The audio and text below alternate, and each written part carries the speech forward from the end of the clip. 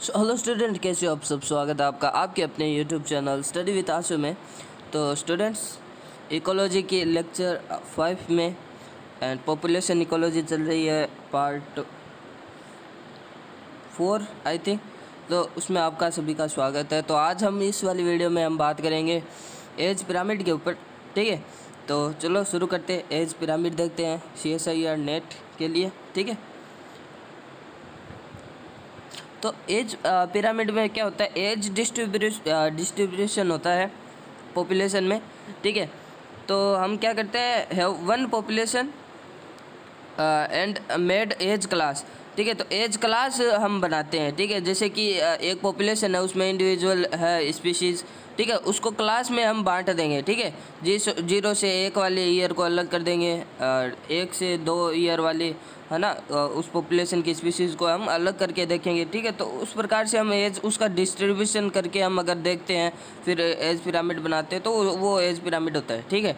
तो और 0 से 1, 1 से 2 वाला तो एग्जांपल है ही।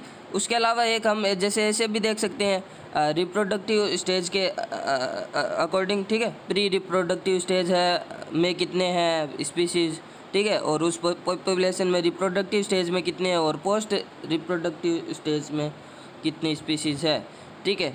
इस प्रकार से भी हम एज का पिरामिड देख सकते हैं, ठीक है। तो यहाँ पे एक टर्म आती है कोहोर्ट। कोहोर्ट क्या होता है, ठीक है। तो एक ही जो ग्रुप है, जैसे कि प्री रिप्रोडक्टिव स्टेज हो गया, ठीक है। तो इस स्टेज में पॉपुलेशन की जो इंडिविजुअल कितनी है सेम क्लास में, ठीक है। तो इंडिविजुअल कितने हैं, तो वो जो है इंडिविजुअल वो कोहोर्ट होते हैं, ठीक है। और यहाँ पे ये 3 थोड़े एग्जांपल दे रखे हैं कि किस किस प्रकार की शेप के वो एज पिरामिड हो सकते हैं, ठीक है। तो ये एक है ब्रॉड बेस, ठीक है, जो कि दिखाता है इंक्रीजिंग को दिखा रहा है, देखो, ठीक है। डेथ रेट है वो सबसे ज़्यादा ऊपर है पोस्ट रिप्रोडक्टिव स्टेज में, इस वाले पिरामिड में।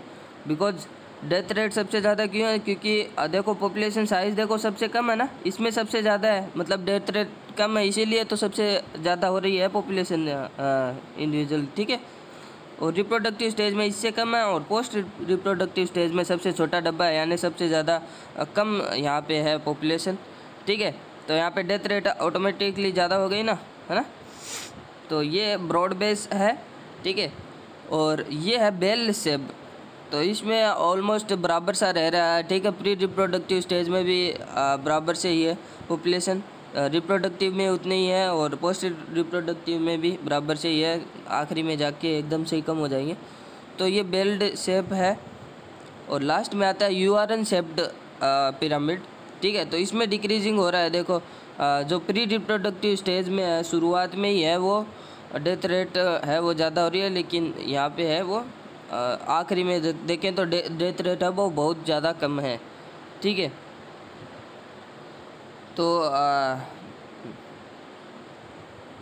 तो इसमें जैसे हम पिरामिड को नीचे से पढ़ते हैं, तो जो नीचे से अगर हम ऊपर जा रहे हैं तो डेथ रेट डिक्रीज हो रही है ना। देखो यहाँ पे सबसे कम डेथ रेट है, बिकॉज ज़्यादा पॉपुलेशन है यहाँ पे, है ना, प्री रिप्रोडक्टिव स्टेज में। तो डिक्रीज हो रही है डेथ रेट, इसका मतलब ये डिक्रीजिंग है वाला है पिरामिड, URN शेप्ड पिरामिड, ठीक है। तो अब लाइफ टेबल है वो देखते हैं। लाइफ टेबल तो जैसे एज क्लास है, हमने देख ली 0 से 1 ले लो, 1 से 2, तो ये हमने एज क्लास देखी, ठीक है। और दूसरा उसमें होता है age specific survival. Age specific survival क्या होता है, इंडिविजुअल जो कोई भी क्लास, एक इंडिविजुअल क्लास ले ली हमने, जैसे मान लो 1 से 2 ईयर वाली जो क्लास ले ली, या फिर ओनली प्री रिप्रोडक्टिव स्टेज वाली क्लास में हम देख रहे हैं, तो उस इंडिविजुअल क्लास में कितने जिंदा है, ठीक है। तो वो एज स्पेसिफिक सर्वाइवल होता है, ठीक है। एज स्पेसिफिक मोर्टेलिटी नाम से ही पता चलता है इंडिविजुअल उस क्लास में कितने मरे हैं, ठीक है। तो ये तीनों मिलाकर है वो लाइफ टेबल है, वो बनाते हैं हम, आगे देखेंगे। तो यहाँ पे टाइप देख लेते हैं, लाइफ टेबल के टाइप देख लेते हैं। तो 2 टाइप के लाइफ टेबल है वो देखे जाते हैं, एक तो static life table and cohort life table. तो कोहोर्ट लाइफ टेबल में तो क्या होता है, जैसे कि हम जो एक इंडिविजुअल की कोहॉर्ट की जो हम अगर स्टडी करते हैं तो वो पूरा हम बर्थ से उसका वो डेथ तक पूरा हम देखेंगे, ठीक है। उस पॉपुलेशन में तो उस बर्थ जैसे कि एक इंडिविजुअल ने बर्थ दिया बहुत सारे ऑफस्प्रिंग को, और उसका हम जन्म से हम आखिरी तक पोस्ट रिप्रोडक्टिव स्टेज तक आखिरी तक हम देखेंगे, ठीक है, कितनी रही स्पीसीज़। तो पूरा जन्म से लेकर लाइफ तक ये लंबा समय तक चलने वाला प्रोसेस है कोहॉर्ट लाइफ टेबल।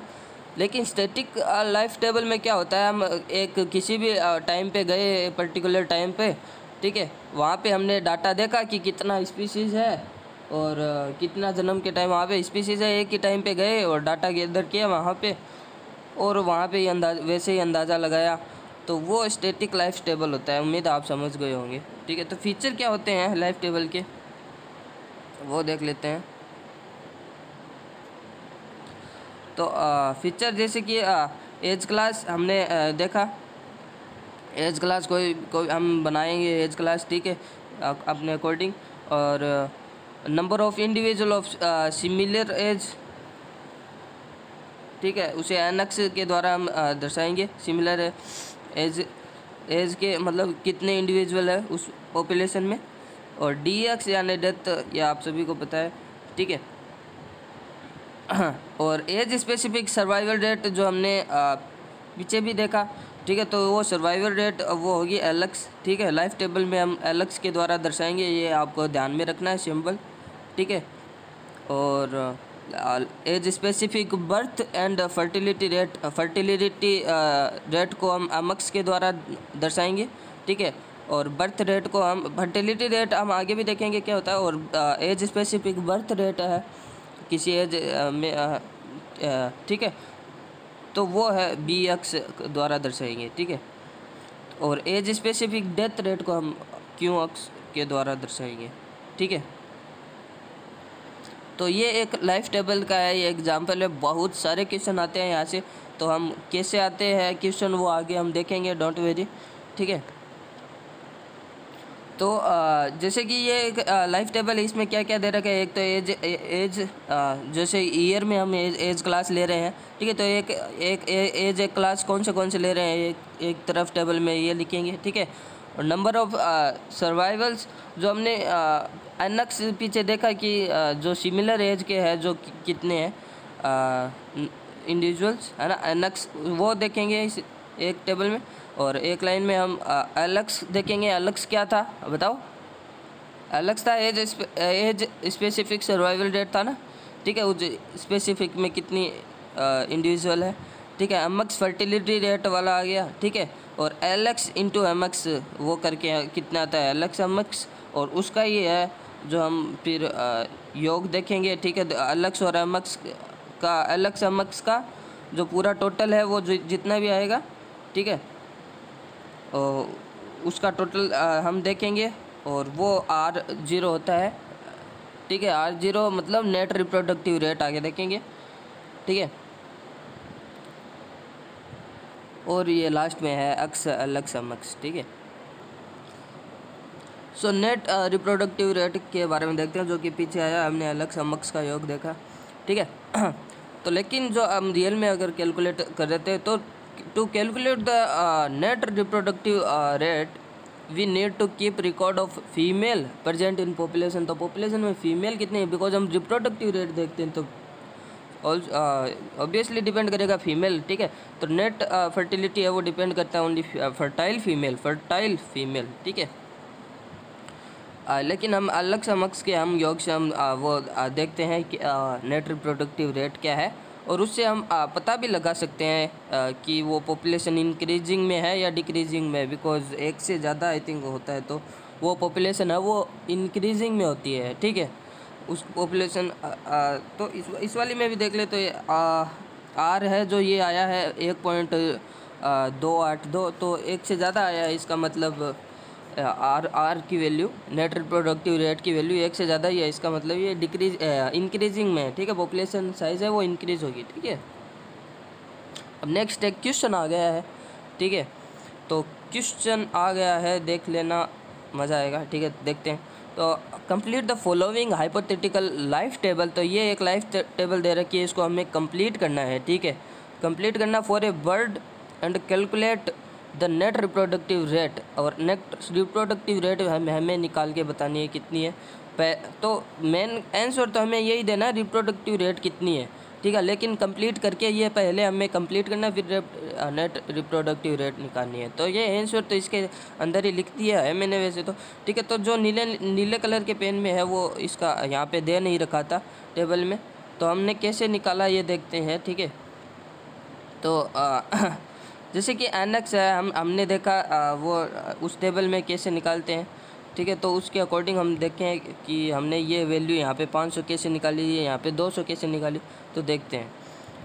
तो लो जी, मैंने है वो छुपा दिया है जो जो क्वेश्चन में हमें निकालना था, ठीक है। तो अब देखते हैं, ये टेबल पूरा एक क्वेश्चन है, ठीक है। तो यहाँ पे क्या आना है, यहाँ पे क्या आना है, यहाँ पे क्या आना है, वो हमें खुद को देखना है, ठीक है। तो एक बात देखिए आप कि ये वैल्यू कैसे निकाल रहे हैं वो देखते हैं, ठीक है। डाइंग एंड अनक्स जो ठीक है अलाइव जो रह रहे थे, ठीक है, वो अनक्स है। तो यहाँ पे अगर 1000 है वो अलाइव, ठीक है, और यहाँ पे 3 है वो मर रहे हैं, ठीक है। 1000 में 3 मर गए, तो यहाँ पे 700 बचे, ठीक है, नेक्स्ट वाली एज में, ठीक है। तो अब 700 में से कितने मरेंगे तो कितने बचेंगे, उस कितने बचेंगे में से अगर 200 घटाएंगे हम तो 300 बचेंगे। तो यहाँ पे बताओ आप, कितने में से हम 200 घटाएंगे तो 300 बचेंगे, आप खुद ही बताओ। ऑब्वियसली हम 500 में से 200 घटाएंगे तभी तो 300 बचेंगे ना।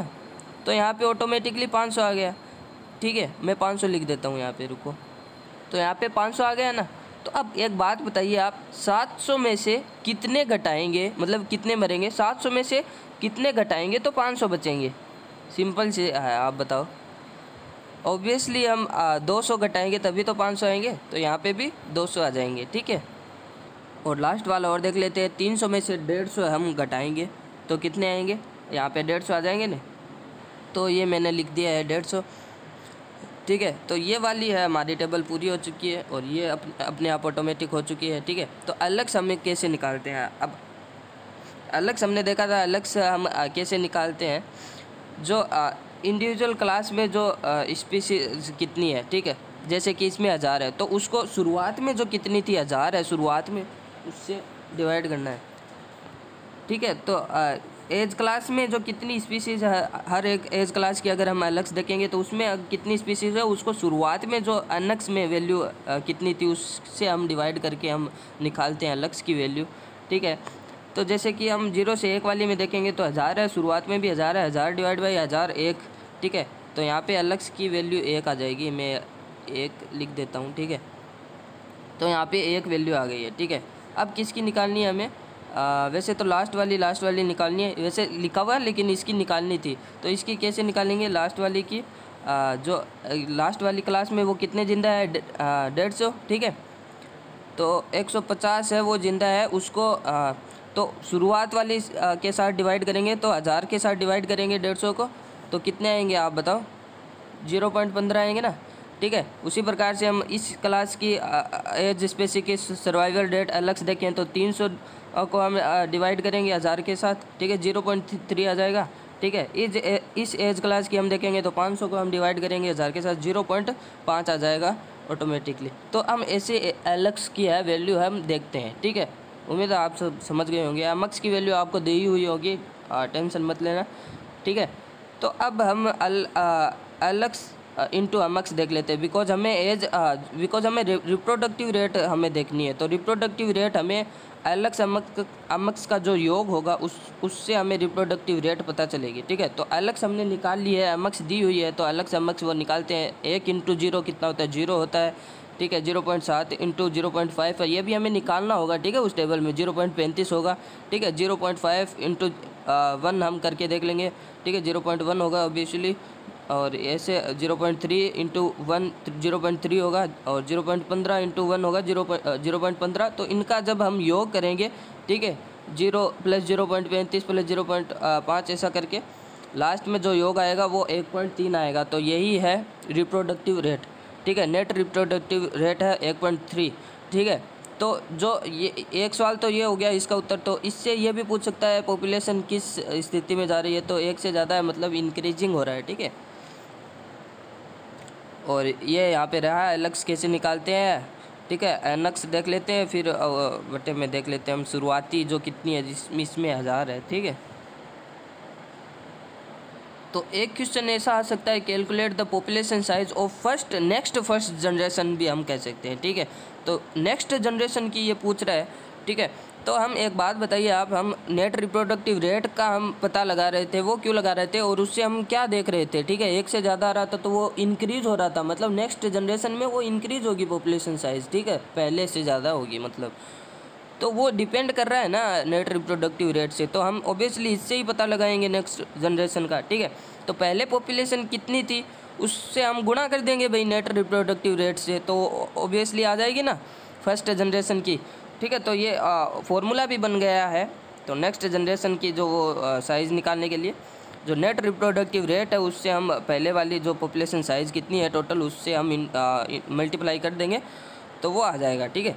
तो जैसे कि ये टेबल दे दी है हमें, नेट रिप्रोडक्टिव रेट दे दिया एक तरफ और जो पॉपुलेशन की साइज़ पहले कितनी थी वो दे दी है, ठीक है। तो अब इजीली हम निकाल लेंगे कितनी होगी, ठीक है, नेक्स्ट जनरेशन में, फर्स्ट जनरेशन में, ठीक है। तो जैसे कि 1.1 है नेट रिप्रोडक्टिव रेट और 1000 पॉपुलेशन थी, तो एक से ज़्यादा इसका मतलब इंक्रीज होगा, हम इसको गुणा कर देंगे तो 1100 आएगा। 100 में 100 ज़्यादा आ गई ना, 1000 से 100 ज़्यादा हो गई, 1100 हो गई, तो इंक्रीज हो रहा है, देखने को मिल रहा है। तो अगर नेट रिप्रोडक्टिव 1 है तो क्या होगा, स्टेबल रहेगी, 1000 की 1000 रहेगी, ठीक है। बिकॉज हम इंटू करके भी देख लेते हैं, 1000 × 1 1000 ही होता है, ठीक है, स्टेबल है। और 1.5 अगर किसी की होगी नेट रिप्रोडक्टिव रेट तो इसको हम इंटू कर देंगे तो 1500 हो जाएगी, 500 ज़्यादा हो जाएगी, ठीक है, इंक्रीजिंग में है ये भी, ठीक है। तो थोड़े और क्वेश्चन देखते हैं, एक क्वेश्चन और देखते हैं। If the net reproductive rate is equal to 0.5, तो हमें नेट रिप्रोडक्टिव रेट है वो दे रखी है डायरेक्टली 0.5 है, ठीक है। तो what assumption can we make about the population, तो पॉपुलेशन आगे कैसी होगी वो हम कैसे डिसाइड कर सकते हैं, अजम्पशन हम कैसे कर सकते हैं। तो ऑप्शन दे रखे हैं, this population is in decline, this population is in essentially not changing in the number, मतलब इक्वल होगा, या फिर दूसरा ऑप्शन, तीसरा ऑप्शन है, this population is in growing, बढ़ रही है, इंक्रीजिंग हो रही है, या फिर this population is in equilibrium, ठीक है। तो हमें नेट रिप्रोडक्टिव रेट कितनी 0.5 है, एक से कम है, ये एक से ज़्यादा है या कम है, एक से कम है, ठीक है। तो एक से कम है तो डिक्रीज होगा, हमने पहले भी देखा है, ठीक है। तो ये आंसर हो जाएगा, this population is in decline. Okay, तो नेक्स्ट क्वेश्चन हम देखते हैं जो कि आपको करना है, होमवर्क रहेगा आपका, कमेंट में बता देना, ठीक है, आंसर। तो ये आपका होमवर्क रहेगा ये क्वेश्चन, ठीक है। तो क्वेश्चन क्या है देख लेते हैं। The following table serving survival and fertility data, survival and fertility data दे रखा है हमें for a seasonal breeding species, seasonal breeding species के लिए है, and breed on above based on above data, net reproductive rate of species will be, तो net reproductive rate है वो R0 हमें निकालनी है। तो ये CSIR नेट में दिसंबर 2012 में आया हुआ है, ठीक है। तो जैसे कि ये टेबल है, इसमें हमें दे रखा है डाटा, फर्टिलिटी डाटा और प्रोपोर्शन ऑफ सर्वाइविंग, ठीक है। तो वो देखो यहाँ पे कहीं भी अलग से नहीं आया नाम, कहीं भी अमक्स नहीं आया, तो आप ऐसा नहीं कि अलग से अमक्स नहीं आया तो हम अलग से अमक्स को हम इंटू कैसे करें, मल्टीप्लाई कैसे करें। तो फर्टिलिटी डाटा दे रखा है तो वही तो अमक्स होता है ना, और प्रोपोर्शन सर्वाइविंग अलग, ठीक है, एज स्पेसिफिक सर्वाइवल, तो ये वही है, ठीक है। तो मेन डाटा तो दे दिया, वेरी इजी क्वेश्चन, ठीक है। आप सभी को उत्तर बताना है कमेंट में, ठीक है। तो ये आप डाटा देख लेना, ठीक है। तो कमेंट में ज़रूर बताना आप इसका उत्तर। तो आज के लिए इतना ही करते हैं, नेक्स्ट वीडियो हम टाइप ऑफ ग्रोथ मॉडल के ऊपर बनाएंगे, ठीक है। तो इतना ही था इस वाली वीडियो में। नेक्स्ट वाली वीडियो के लिए सब्सक्राइब कर देना चैनल को, और ये वीडियो अगर आपको पसंद आई है तो लाइक बटन को भी हिट कर देना और सब्सक्राइब ज़रूर करना, ठीक है। बाय, इतना ही करते हैं।